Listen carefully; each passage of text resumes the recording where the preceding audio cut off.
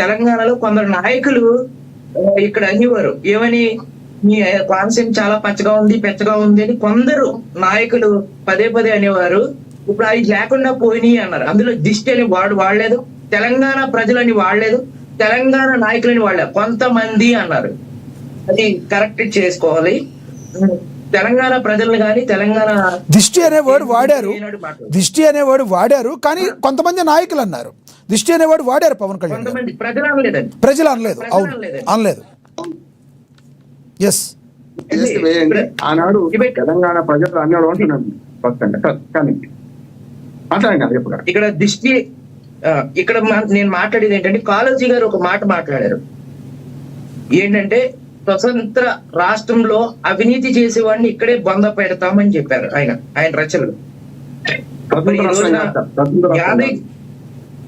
స్వతంత్ర రాష్ట్రం లేదు, ప్రాంతం వాడే దోపిడీ చేస్తే ప్రాంతంలో ఇక్కడే పాతి పెడతాం, ప్రాంతం వాడాలని స్వతంత్ర రాష్ట్రం ఏమంటే ప్రాంతం వాడే దోపిడీ చేస్తే ప్రాంతంలో పాతి పెడతాం. ఇంకా ఇప్పుడు అదే అక్కడికి వస్తున్నాండి.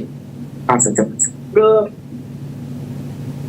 తెలంగాణ ఉద్యమం 1969 నుంచి 2009 వరకు కూడా అనేక మంది మరణించారు.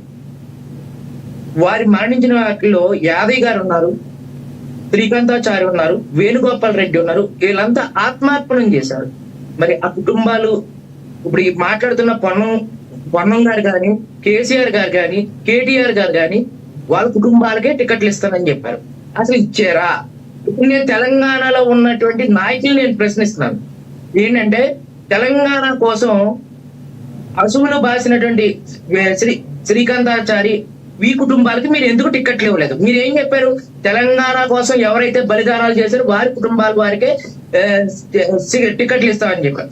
మీరు తెలంగాణ మోసం చేసినటువంటి జోకులు. మీరు తెలంగాణ పేరు చెప్పి పబ్బం గడిపిన రాజకీయాల్లో ప్రాంతీయ ఉద్దేశాలు రెచ్చగొట్టి అనేక కుటుంబాలు ఆత్మార్పణం చేసుకుంటే ఆ కుటుంబాలు న్యాయం చేయలేనటువంటి ద్రోహులు.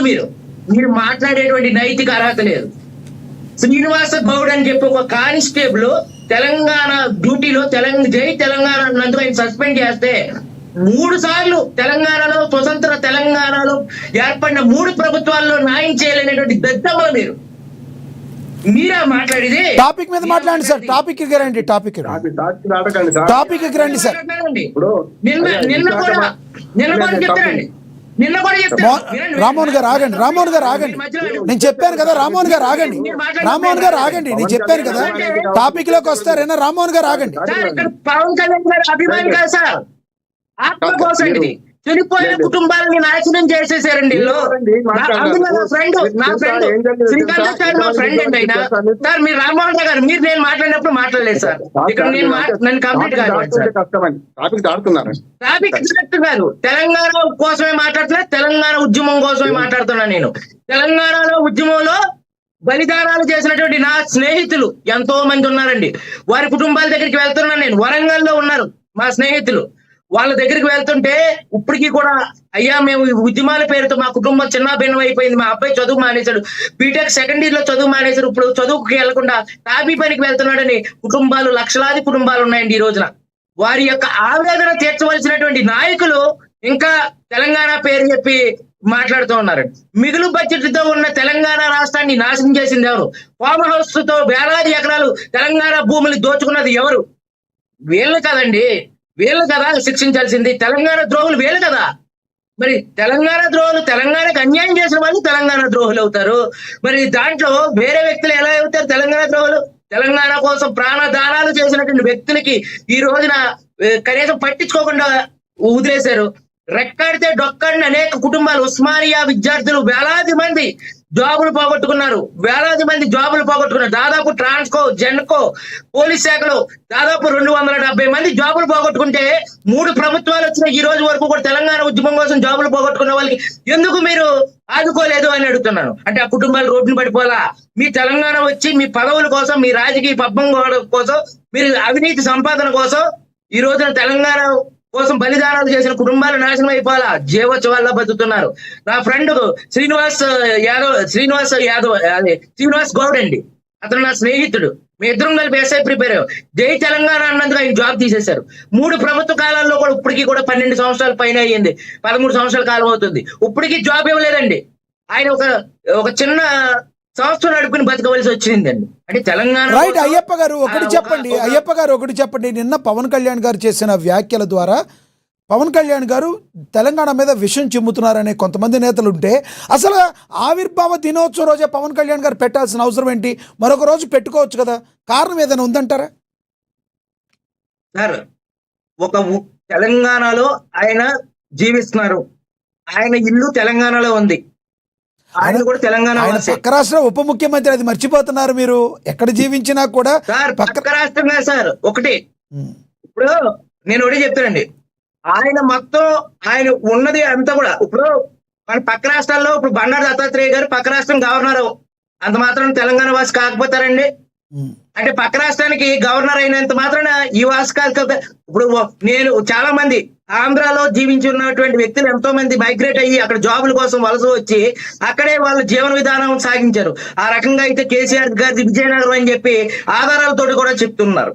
ఆయన మూలాలు కూడా చెప్పినటువంటి ప్రస్తావించినటువంటి సందర్భం ఉంది. ఆ రకంగా ఆయన కూడా తెలంగాణ కోసం మాట్లాడేటువంటి హక్కు లేదు. 130 కోట్ల భారతీయుల యొక్క అయ్యగాజీలండి భారతదేశం, అందులో ఒక భాగం తెలంగాణ. అంతేగాని తెలంగాణ ఒకరిది కాదండి, 130 కోట్ల భారతీయులండి తెలంగాణ. ఒక వ్యక్తిది కాదు, ఒక ఇది కాదు. తెలంగాణకు అన్యాయం జరిగితే మాట్లాడండి, తెలంగాణకి ఏదైనా రావాల్సి ఉన్న దాని గురించి మాట్లాడండి, తెలంగాణకి నష్టపరిచిన వ్యక్తుల్ని పోరాటం చేయండి. అంతేగాని ఈ రాజకీయ పబ్బం గడిపి ప్రాంతీయ వాదాల పేరుతో తెలంగాణని ఇంకా విచ్ఛిన్నం చేయొద్దు. తెలంగాణ మిగులు బడ్జెట్ లో ఉన్న తెలంగాణ రాష్ట్రాన్ని లోటు బడ్జెట్ లో తీసుకెళ్లింది ఎవరు? కాళేశ్వరం ప్రాజెక్టు కోట్లు దొబ్బి తినేసింది ఎవరు? ఉస్మానియా ఆసుపత్రి కానీ, అలాగే మనకి పంజాగుట్ట ఆసుపత్రి, నిమ్స్ కానీ, ఇటువంటి ఆసుపత్రిలో సరైన వైద్యం కాక దవాఖానాకి వెళ్తుంటే పేదవాళ్ళందరూ కూడా దవాఖానాకి వెళ్తుంటే ఏం చేస్తున్నారు? ఇంకా తండా ప్రాంతాలు తండాలుగానే మిగిలిపోయాయి, గిరిజన ప్రాంతాలు గిరిజనగా ఉన్నాయి, ఎస్సీ ఎస్టీలకి ఇంకా సప్లైన్ మీదులు అమలు కాక అనేక ప్రాంతాలు ఇంకా తెలంగాణలో వెలువడే ఉన్నాయి. మరి వాళ్ళకి ఎందుకు న్యాయం చేయట్లేదు? వారందరికీ న్యాయం చేయండి. తెలంగాణ కోసం న్యాయం చేయవలసిన బాధ్యత ప్రతి భారతీయుడి మీద ఉంది, ప్రతి తెలంగాణ వ్యక్తి మీద ఉంది. ఇది తెలంగాణ అనేది. సో మీరు నిన్న పవన్ కళ్యాణ్ గారు మాట్లాడిన దానిలో ఎటువంటి తప్పు లేదు అంటారు. నిన్న స్పీచ్ కూడా ఎందుకు? తెలంగాణ కవులు గద్దర్ గారు కానీ, కాళోజీ గారు కానీ ఎంతో మందిని గౌరవంగా వాళ్ళు తెలంగాణలో గద్దర్ గారు ఏరా తమ్ముడు అనేంత స్వాతంత్రం కలిగి ఉంది. ఆయన వీడియోలు కూడా చూసాం. ఇప్పుడు ఎప్పుడైనా సరే పవన్ కళ్యాణ్ గారు ప్రాంతీయవాదాలని ఇట్లా రెచ్చగొట్టలేదు. పవన్ కళ్యాణ్ గారు తనకు తోచిన సాయం తెలంగాణ కోసం చేశారు. ఆయన తెలంగాణ కోసం అనేక కష్టాలు పడ్డారు. తెలంగాణను దోచుకున్నటువంటి అనేక మంది నాయకులు ఉన్నారు. తెలంగాణ యొక్క నాయకుల యొక్క ఆస్తులు పెడితే జాతీయం చేస్తే ఈ రోజు తెలంగాణ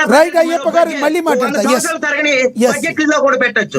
అయ్యప్ప గారు మళ్ళీ మాట్లాడతాను. మనతోటి కత్తి వెంకటస్వామి గారు, సీనియర్ రాజకీయ నాయకులు, కాంగ్రెస్ నేత, ఆయనతో మాట్లాడదాం. కత్తి వెంకటస్వామి గారు నమస్తే సార్. నమస్కారం, చెప్పండి. వెంకటస్వామి గారు, నిన్న ఏదైతే ఆవిర్భావ దినోత్సవం, తెలంగాణ ఆవిర్భావ దినోత్సవం రోజు పవన్ కళ్యాణ్ గారికి సభ పెట్టడానికి అనుమతి అయితే రాలేదు. కోర్టుకు వెళ్ళినప్పటికీ కూడా కోర్టు కూడా నిరాకరించింది. కానీ అదే పరిస్థితుల్లో ఈవినింగ్ టైంలో ఆయన ప్రెస్ మీట్ పెట్టారు. ఆ ప్రెస్ మీట్ పెట్టి మాట్లాడిన విధానాన్ని తెలంగాణలోని మెజారిటీ నాయకులు కావచ్చు, కొంతమంది నేతలు దీన్ని ఖండిస్తున్నారు. పవన్ కళ్యాణ్ మాట్లాడిన విధానం తప్పు, నిన్న జరిగిన సమయం తప్పు అని మాట్లాడేవాళ్ళు కూడా కేటీఆర్ గారు కూడా మాట్లాడారు. మీరు ఎలా చూస్తారు, ఏమంటారు మీరు?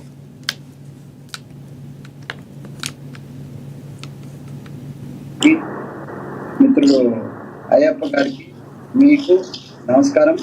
నమస్తే సార్. విషయం ఏంటనంటే,